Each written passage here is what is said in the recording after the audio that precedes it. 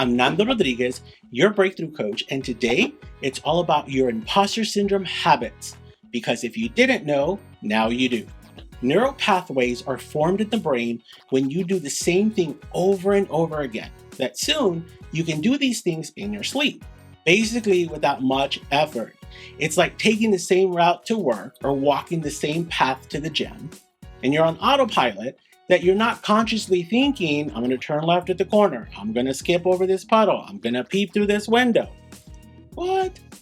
Your brain does what it does, and it happens in the prefrontal cortex. That's the part of the brain that's responsible for complex thoughts. But first, it had to be placed there after a repetition of times. Where else does this show up? I know, when you get triggered. At work, at home, in a conversation you find confronting.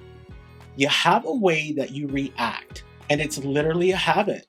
So it makes sense that if you're experiencing imposter syndrome, or when it gets activated, your imposter syndrome habit or habits kick in. In today's video, I want to create awareness, but also provide some relief and give you a new option to break the old habits that no longer serve you and create new ones that will fuel your mission. So you're going to want to pause, grab your phone to take some notes.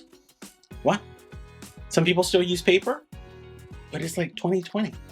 Okay, so some of you might want to go look for a notepad and pen, and for the rest of you, stay tuned. And before I go on, if you're interested in the entire world of imposter syndrome, I want to share with you the comprehensive resource guide my team and I created. It's packed with insights, tips, ways to conquer imposter syndrome, and you can only get it if you sign up below or you leave a comment declaring, Nando, I'm interested, and I'll make sure you get it.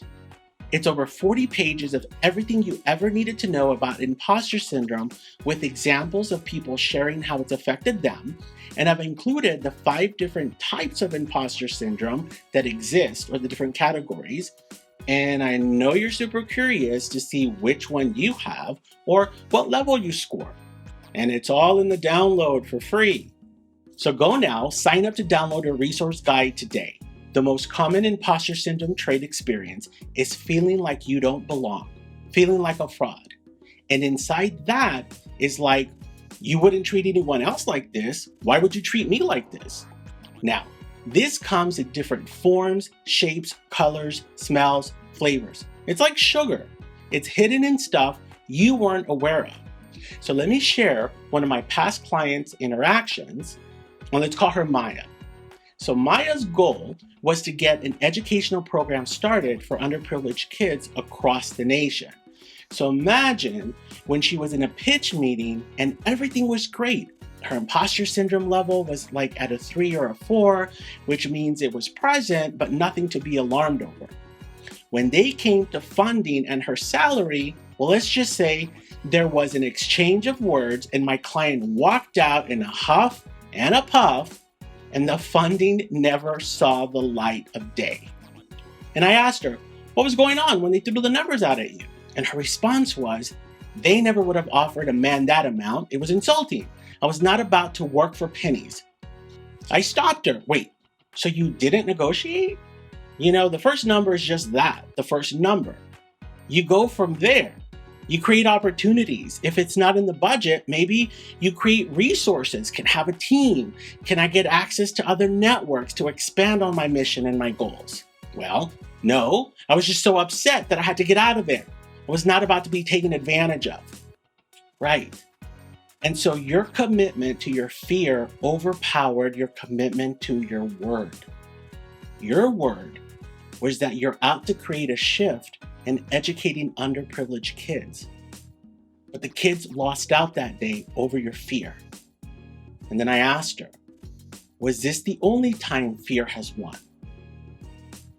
And there was silence on the phone. Then her crying broke the silence. I want you to know this is a strong, powerful woman who is dedicated to shifting education in the nation and is super tough, loving, and dedicated. But she also had no connection to her blind spot. She asked me, Nando, is this why I can't get any business? Is this the reason why I can't close deals? Because I can line up investors and interested parties, but I just can't close a deal.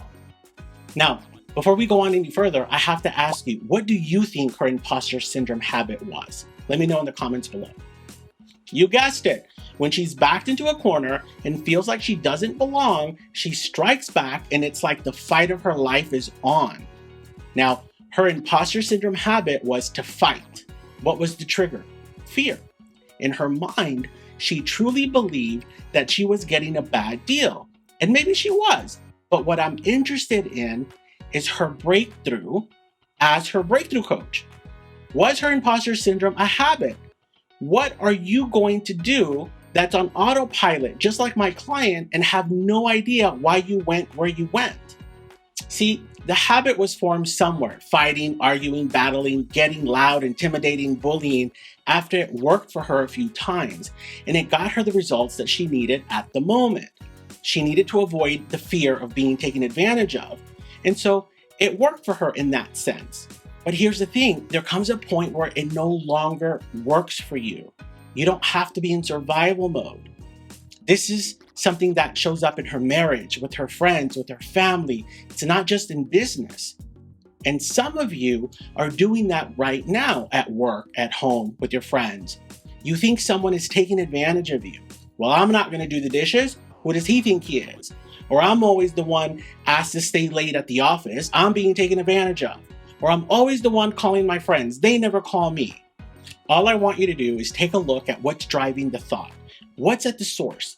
What belief are you holding on to and then looking around for evidence for? For example, see, this is the third deal I've been taken advantage of. When the habit kicks in, you either fight tooth and nail, and what's the impact of that? Or you retreat and withhold what you really want to say, and what's the impact of that? Or you get resigned about the whole thing. What's the impact of that? And this leads me to today's Nandoism. The wise warrior avoids the battle. Now, before we go on any further, what's opening up for you? What are you discovering? Leave it in the comment. Consider that your imposter syndrome habits have you showing up in a way that you think it's the only way to show up. Now, you want to know the kicker? If you're watching this video and you're already thought of 2 other ways my client Maya could have responded in that meeting, great. But you don't get any points for that.